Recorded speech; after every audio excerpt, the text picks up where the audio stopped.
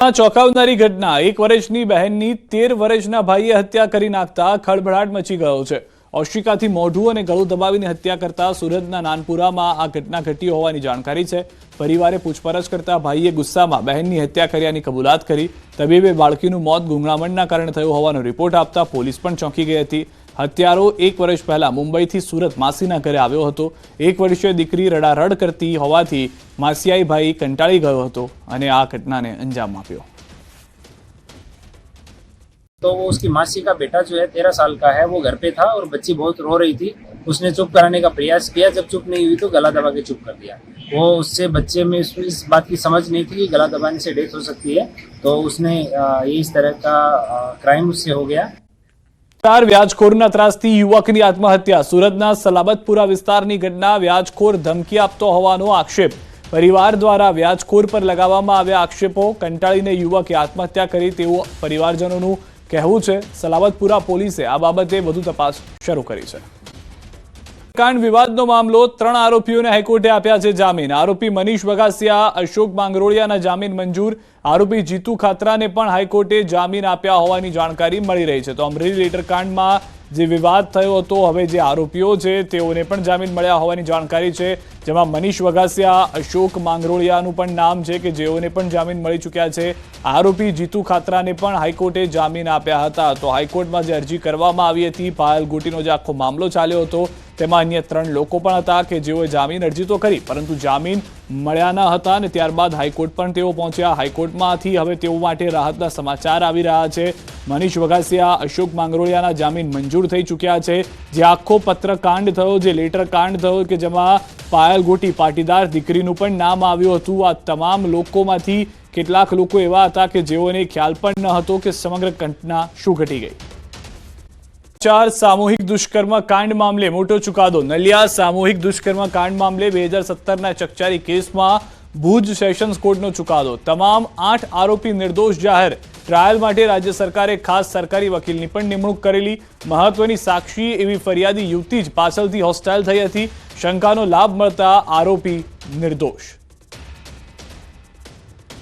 પટેલની મોટી આગાહી। ગુજરાતમાં ઠંડીનો દેખાશે ચમકારો। ઉત્તર ગુજરાતમાં ઠંડીનો ચમકારો વધશે। સૌરાષ્ટ્ર કચ્છમાં કાતિલ ઠંડી પડશે। કચ્છના ભાગોમાં 10 ડિગ્રી તાપમાન થઈ શકે છે। ઉત્તર ગુજરાતના ભાગોમાં લગભગ તારીખ 27 સુધીમાં લઘુત્તમ તાપમાન લગભગ 12 ડિગ્રી સેલ્સિયસ કે ઓછું થવાની શક્યતા રહેશે। પંચમહાલના ભાગોમાં પણ 12 ડિગ્રી કે ઓછું થવાની શક્યતા રહેશે।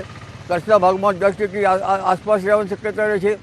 રાજકોટના ભાગમાં પણ 12-13 ડિગ્રી સેલ્સિયસથી ઓછું થવાની શક્યતા રહેશે। જૂનાગઢના ભાગોમાં પણ 12-13 ડિગ્રી સેલ્સિયસથી ન્યૂનતમ તાપમાન ઓછું થવાની શક્યતા રહેશે। અને જામનગરમાં કંઈ ઠંડી રહેશે, અહેસાસ થશે। અને લગભગ વલસાડના ભાગોમાં કંઈ ઠંડીનો અહેસાસ થશે।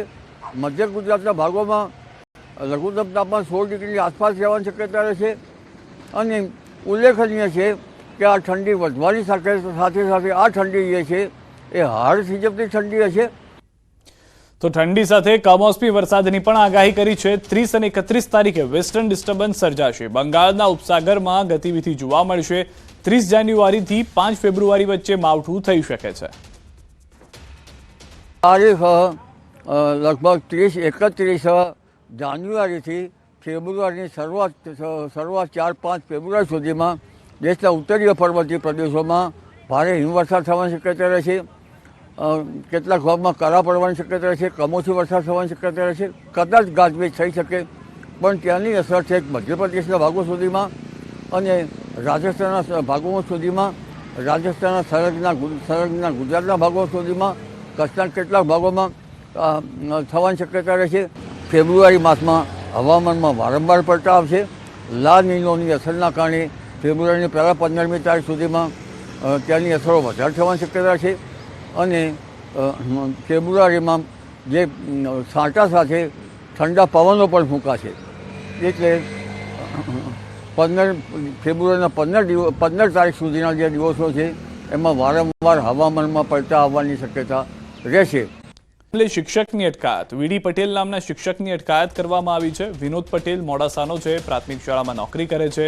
1300 લોકો જોડેથી 17 કરોડનું રોકાણ કરાવ્યું હતું. 1 કરોડથી વધુની રકમનું કમિશન મેળવ્યું હતું.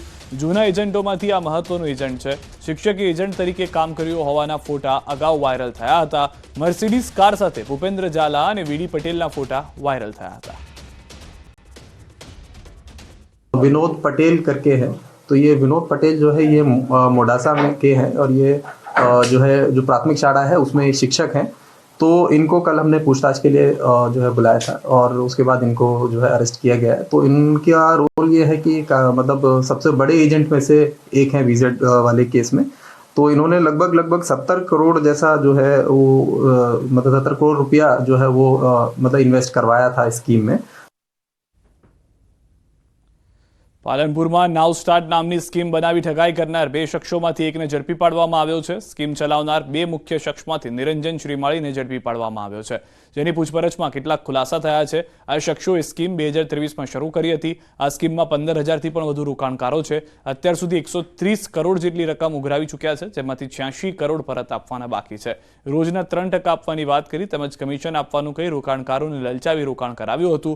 આ સ્કીમ ફક્ત ગુજરાતમાં જ નહીં પરંતુ અન્ય રાજ્યમાં પણ કેટલાક રોકાણકારો હોવાનું સામે આવ્યું છે. इसमें देखिए क्योंकि अभी ये लेट नाइट ही हमने इसको अरेस्ट किया, तो अभी बहुत प्राइमरी स्टेज है, तो इसमें बहुत ज़्यादा पूछपरछ अभी नहीं हुई है. तो रिमांड की प्रोसेस हम जो है वो करेंगे. तो उसका मेनली ग्राउंड यही रहेगा कि इसने वो जो पैसा जो लिया है वो कितने लोगों से लिया है, क्या उसका इसने दस्तावेज तैयार किए थे, उसके बाद कहाँ उसने जो है प्रॉपर्टी ली है, क्रिप्टो में लगाया है कि कहाँ लगाया. तो वो सारी चीजें जो हैं अभी तपास में आगे आएंगी. અમિત શાહ ગુજરાતની મુલાકાતે. અમિત શાહના હસ્તે અમદાવાદની વિકાસ કાર્યોની ભેટ. ડી કેબિન ખાતે LC241 અંડરપાસના લોકાર્પણ માટે પહોંચ્યા છે અમિત શાહ. એએમસી અને રેલવે વિભાગના સંયુક્ત ઉપક્રમે નિર્માણ પામ્યો છે અંડરપાસ. 13 કરોડના ખર્ચે નિર્મિત અંડરપાસનું અમિત શાહના હસ્તે લોકાર્પણ. તો દ્રશ્યો પણ આપ જોઈ રહ્યા છો. જે સ્થાનિક જનતા છે તેઓ માટે પણ આ મહત્વનો આખો અંડરપાસ જે છે તે બની જશે. મેયર સાથે મુલાકાત કરતા, સ્થાનિક નેતાઓ સાથે મુલાકાત કરતા પણ અમિત શાહ જોવા મળ્યા હતા. સૌથી વધારે મહત્વની વાત એ છે કે અમિત શાહના હસ્તે આજે વિકાસ કાર્યોની ભેટ જે આપવામાં આવી રહી છે તેનાથી અંદાજિત લાખો લોકોને ફાયદો થવા જઈ રહ્યો છે. સી પરમારે સ્થાનિક સ્વરાજની ચૂંટણીની જાહેરાતને આવકારી છે. જયરાજસિંહે કોંગ્રેસ નેતા અમિત ચાવડાના આક્ષેપોને લઈને પ્રહાર કર્યા. સાથે જ ભાજપ ચૂંટણી માટે તૈયાર હોવાનું નિવેદન આપ્યું. મોટાભાગની ચૂંટણી છે એ નગરપાલિકાની, એટલે થોડીક સેમી અર્બન અથવા તો ટાઉનમાં કહી શકાય એ પ્રકારની ચૂંટણીઓ છે. એટલે નગરપાલિકાની ચૂંટણીની અંદર નગરપાલિકાના પ્રશ્નો, શહેરી વિકાસના પ્રશ્નો, આ બધા જેટલા કામો છે, કરવાના થતા કામો, કરેલા કામો અને બાકીના કામો, એ ત્રણેનો સુભગ સમન્વય કરી અને ફરીથી ભારતીય જનતા પાર્ટી ચૂંટણીના મેદાનમાં ઝંપલાવવાની છે. ધારાસભ્ય આનંદ પટેલનું મહત્વનું નિવેદન. કોંગ્રેસ અને આપ સ્થાનિક સ્વરાજની ચૂંટણીઓ સાથે મળીને લડી શકે છે. દિલ્હીમાં સામસામે પરંતુ વલસાડમાં હમ સાથ સાથે. વલસાડ જિલ્લાની 3 નગરપાલિકાઓની ચૂંટણી જોડે લડી શકે છે. ચૂંટણીને લઈને રાજકીય દાવપેચ શરૂ થયા છે. અલગ અલગ લડે તો બંનેને નુકસાન, તેવું આનંદ પટેલનું નિવેદન છે. કોંગ્રેસ અને આમ આદમી પાર્ટી સાથે મળી ચૂંટણી લડવા ચાલી રહી છે ચર્ચા, તેવું પણ આનંદ પટેલે જણાવ્યું છે. આમ આદમી પાર્ટી સાથે પણ અમારી વાતચીત ચાલુ છે. અમે સાથે રહીને ચૂંટણી લડીશું, કારણ કે આમ આદમી પાર્ટી અને કોંગ્રેસ વિરોધમાં લડશે, ત્રિપાંખીયો જંગ થશે તો બંનેને નુકસાન થશે. એટલે અમારા ઉપલા જે પણ નેતાઓ છે એમના દ્વારા એમની સાથે વાતચીત ચાલુ છે. રણનીતિ રહેશે કે બંને આમ આદમી પાર્ટી અને કોંગ્રેસ સાથે મળીને લડે એવી રણનીતિ રહેશે.